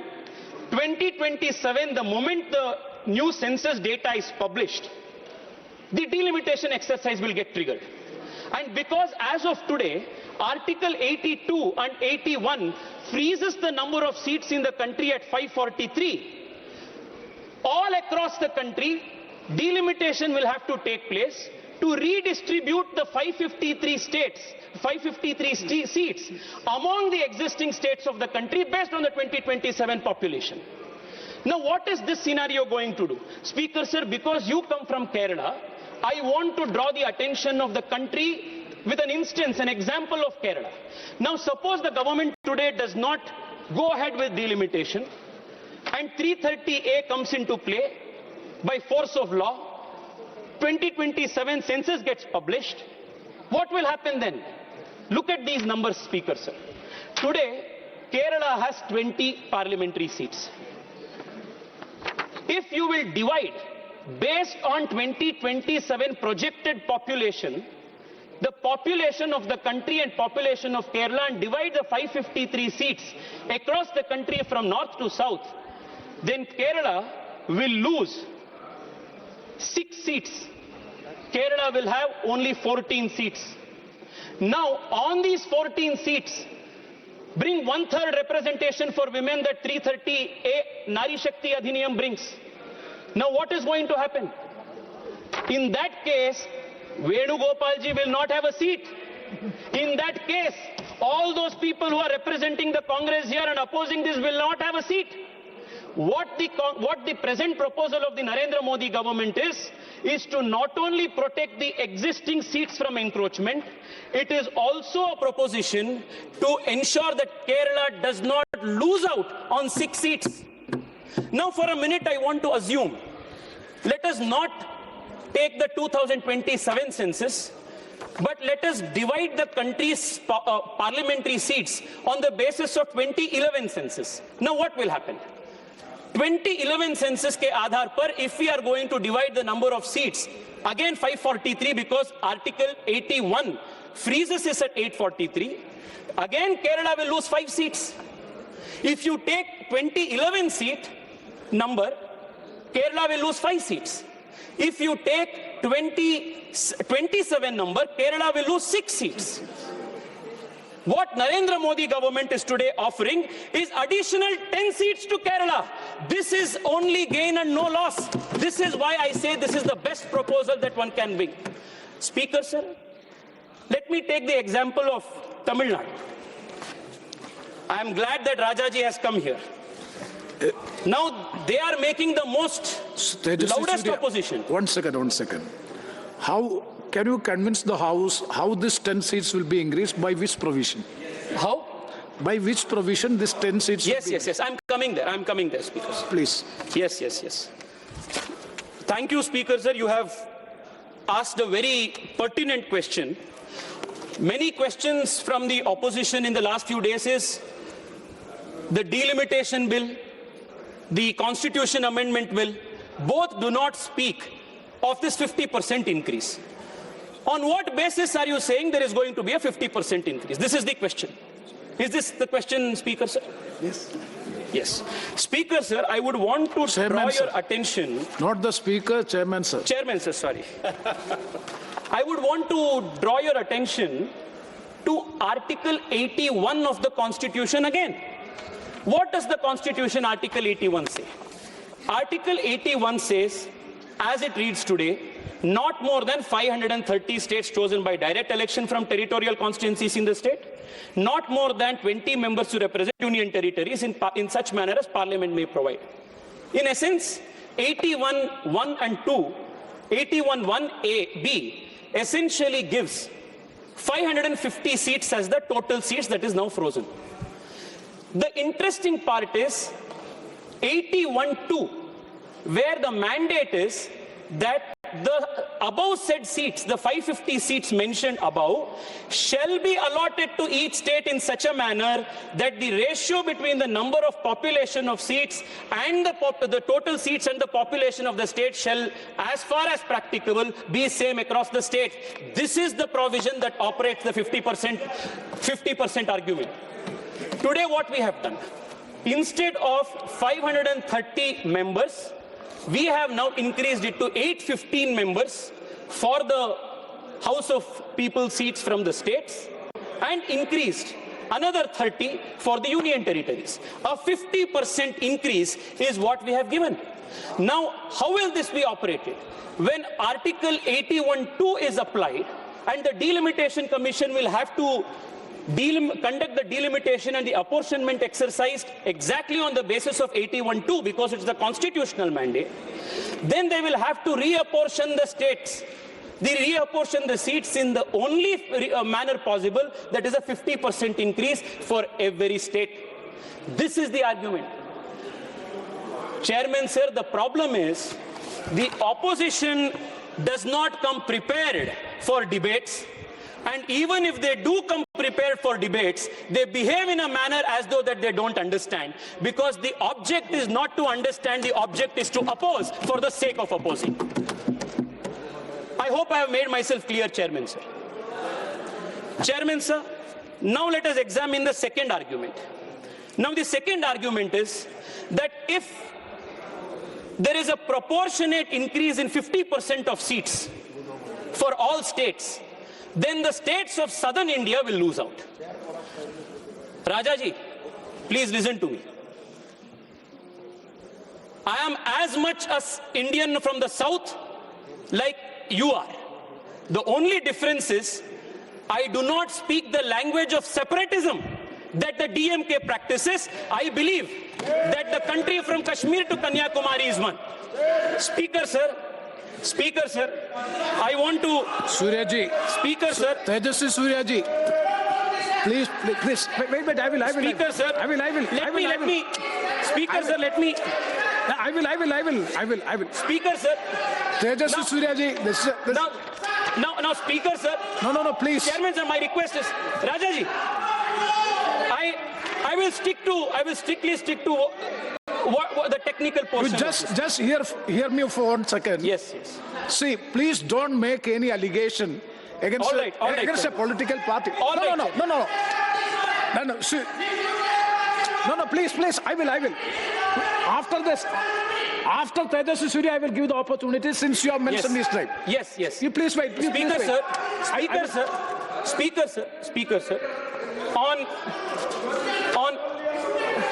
Speaker, sir, 1 second.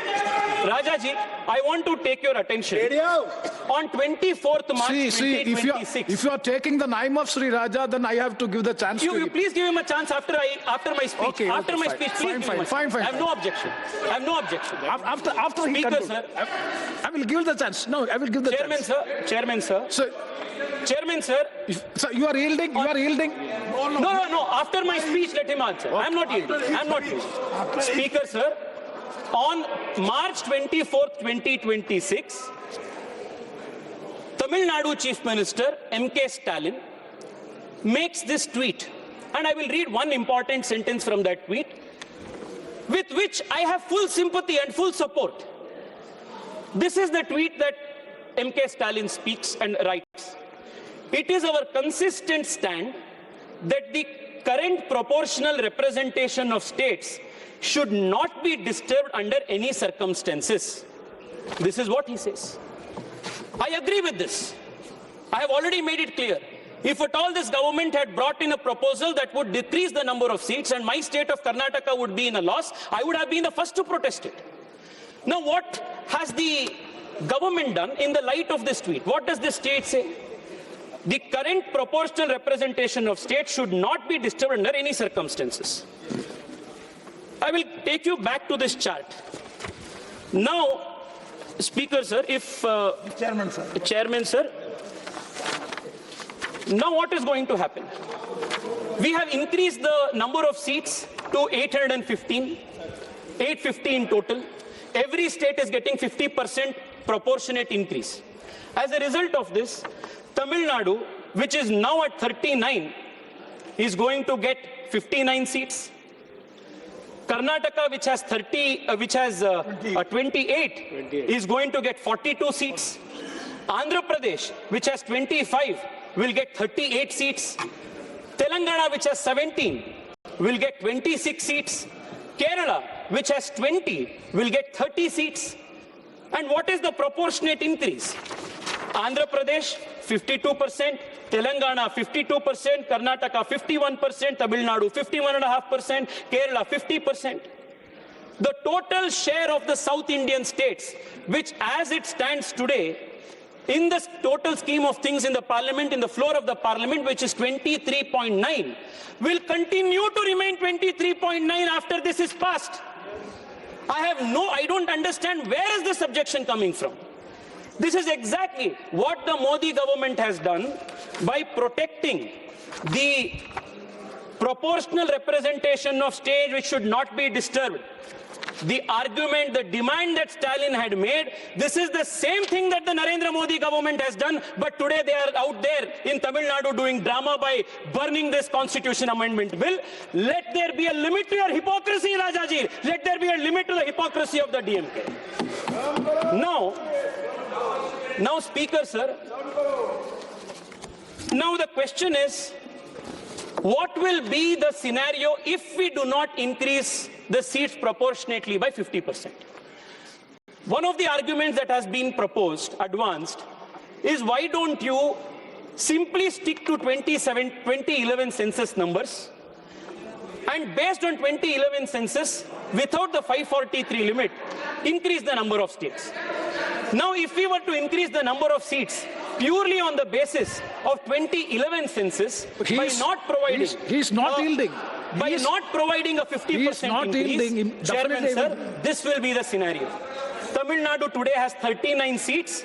If delimitation were to be conducted purely on the basis of 2011 census, it will be 49 seats. What Narendra Modi government is giving to Tamil Nadu today is 59 seats, 10 seats more than what the opposition is arguing for. Kerala has 20. If only by 2011 census, if we had done the gerrymandering or the demarcation of the seats, Kerala will get only 3 seats in rice, 23 seats. Kerala today is getting 30 seats in rice.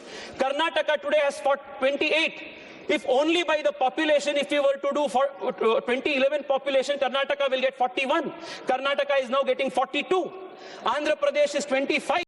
If only by 2011 you do, it would be 33. Today, Andhra Pradesh is getting 37. Whichever way you look at it, if you look at it from the way of 27 census, if you look at it from the way of 2011 census, if you look at it by 543 as redistribution, or by taking away all of these things and only basing it on population, none of these permutations and combination is going to give the southern states as best a deal as what Narendra Modi government has now given by this 50% proportionate increase in the population, in the seats formula. Now, Speaker, sir, now this is a second question. Chidambaram Saab yesterday has put a long article, a tweet, and said that the proportionate voice of the South Indian states will get diluted if there is a 50% rise in the number of seats. My question is, today, the share of the South Indian states in the overall scheme is 23.7%. It will continue to be 23.7%. How will the voice of the South get diluted? Second, the majority margin, the halfway mark today is at 272. If there is going to be a 50% increase in the total number of seats, naturally the halfway mark also will jump by 50%. So this whole argument that the southern states is going to lose because of the proportionate 50% increase, I will say, is not only a vacuous argument, it is an illogical argument, it is not only an unconstitutional argument, but most importantly, Speaker Sir, this is a mischievous argument that comes from creating anarchy in this country by misleading the people. Speaker Sir, now I would want to take a few minutes of the time allotted to me to examine the alternatives that the Congress party and the opposition has proposed. Now, there are broadly three alternatives that the Congress has proposed. The first alternative is, don't increase the 543 number of seats. Let the delimitation exercise or the Nari Shakti Adhiniyam come into existence, come into force on the 543 seats. I have already explained that one, it is constitutionally impermissible because Article 81, 82 demands the value of one vote, one value. Second, if we were to redistribute 543 seats based on 2027 census or 2011 census, the proportion of the seats that the southern states today have is going to further get reduced. Therefore, this first argument, the argument of postponing of delimitation exercise or the argument to freeze the number of seats as per 1971 absolutely holds no constitutional value and therefore must be rejected. Second, the argument that the opposition is making, the Chief Minister of Telangana has made, is to propose a very interesting hybrid model of linking the population of the state along with the GSDP, the state's per capita contribution and the state's gross development of the state. Now this argument, I don't know, Speaker Sir, who has advised the Chief Minister of Telangana. Either I can only say that they don't wish him well, because this proposal is laughable at the best and impractical at the worst. Let me explain why. First, if you will say that the vote of a common citizen in Telangana has more value than the vote of a common voter in Bihar, then you are defeating the constitutional principle of one value, one vote. आप किसके आधार पर देश में ये delimitation और exercise करना चाहते हैं? जो अमीर है क्या उनके लिए ज्यादा वोट होगा? जो गरीब है क्या उनका वोट नहीं है, उसके लिए वैल्यू नहीं है? ये किस प्रकार के आर्गुमेंट है? अध्यक्ष जी, if you will take this argument further forward, Mukesh Ambani will have 1 lakh vote and somebody like us will have only 1 vote. Is this the kind of logic that the Congress wants to build? Speaker Sir, this argument by this alternative by Telangana Chief Minister of linking delimitation and number of seats to the GSDP of the state is the most foolish argument anybody can prosper. This is unconstitutional. This defeats the value of one man, one vote, one value that the Constitution promises. Second, Speaker Sir, there is another very important dimension to this. GSD, देश के GDP हो या प्रदेश के GDP हो, ये 10 साल, 15 साल वो stagnant नहीं रहता है. It is not going to remain constant. Every 6 months, GDP can go up, GDP can come down. 1 year, GDP will be high, another year, GDP will be low. Now, suppose you are going to link delimitation and number of seats with the GSDP of a state. Will Telangana's and other states number of seats keep getting fluctuated. Today, this year was a good monsoon. GDP was good. So Telangana will have 2 extra seats. Next year, Tamil Nadu had bad rainfall. Therefore, GDP fell down. So Tamil Nadu will lose 2 seats. Is this the argument? These are the kind of laughable alternatives that the Congress party is proposing, and on the basis of this, they are misleading the people of this country. Now, the second alternative that they have proposed, the third alternative. The first is not do anything. The second is, which they are experts at. क्योंकि जब आप Congress party के politics को देखते आते हैं, they are the practitioners of politics of postponement. हर चीज जो देश के सामने बड़ा मुद्दा आ जाता है, when they cannot address it, what do? Postpone कर दो उसको. That is their first reaction. Their first proposal is postpone it, कुछ मत करो, इसको freeze करो, which is unconstitutional. Second, the Telangana CM's proposal linking GSDP to number of seats, which again, like I demonstrated, Speaker Sir, is the most ludicrous argument. Third argument that they have given, that I read, honorable member, learned friend Shashi Tharoor ji has made. He has said that there should be a digressive proportionality model as per the European Union Parliament. Now, while this, true to Shashi ji's nature, sounds very sophisticated, actually does not make sense in the Indian context. Because the moment you are going to introduce this principle of digressive proportionality, it once again violates the principle of one man, one vote, one value. Second, larger states in the south of India, like Tamil Nadu, like Karnataka, which are today the 6th most populous state, 8th most populous state in the country, are going to again get a raw deal because of this digressive proportionality argument. Therefore, my submission, Speaker Sir, other than this 50% equal proportionate increase to all states alternative that Narendra Modi ji has proposed, there is no alternative that serves everybody, that is gain for everybody and no loss for everybody. Therefore, the country as a whole, and especially the opposition, must welcome this with all responsibility. Speaker Sir, the other argument that has come in criticism of this 800 plus seat increase is that if you increase this number of seats of the Lok Sabha to 800 plus seats, then it will become an unwieldy Lok Sabha. That the Lok Sabha will be so big that you will not have healthy debates, healthy discussions. ये बहुत बड़ा ये unwieldy हो जाएगा. This is the argument that Manish Tiwari ji has advanced. Now I want to ask myself, Speaker Sir, the productivity or the quality of outcome of a Lok Sabha or the body like this depends not just on the number of people, but on the quality of the debates that take place, the number of sittings that we do.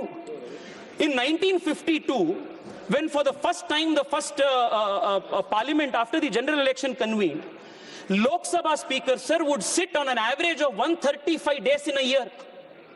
In the last few years, the average sittings of Lok Sabha has gradually come down. And last term it has come only to 55 days. Why?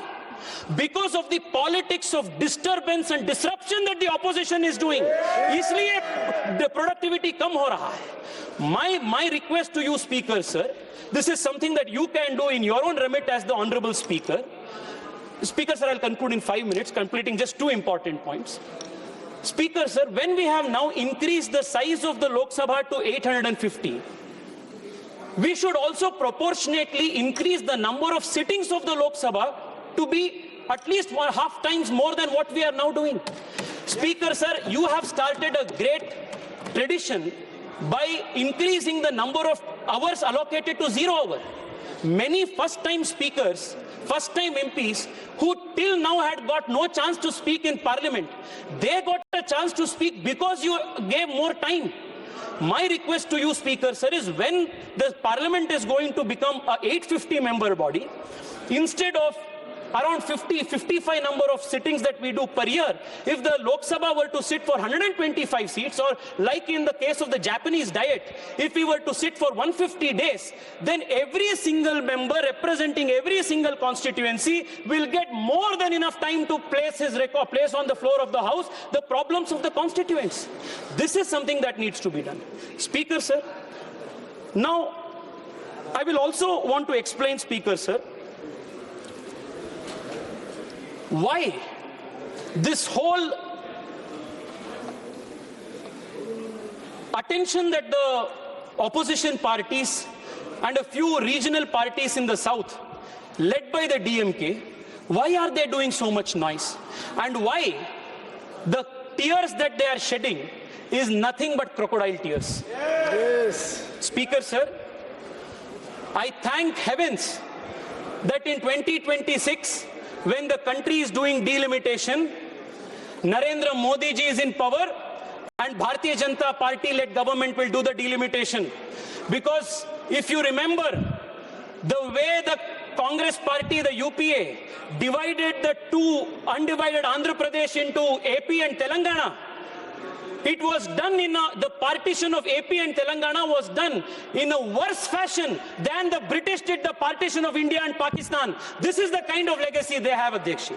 Adhyakshi, I want to conclude by bringing to your notice only one important aspect.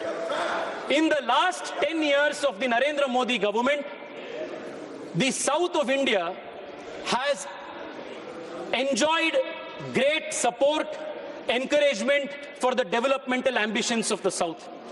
Speaker, sir, on a conservative estimate, if you compare the devolution of funds from the center to the South Indian states in the last 10 years and contrast it to the 10 years of the UPA, on an average, every single South Indian state has got not less than 250% more funds by the Narendra Modi government.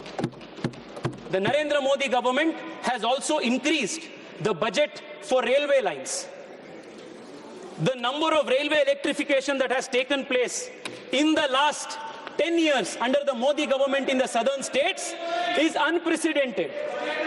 Budget पे नहीं है, मैं आपको ये इतना प्यार आ रहा है ना आप लोगों को, समाजवादियों को दक्षिण भारत के बारे में, इसलिए मैं आपको बता रहा हूँ जी, इसलिए मैं आपको बता रहा हूँ सर।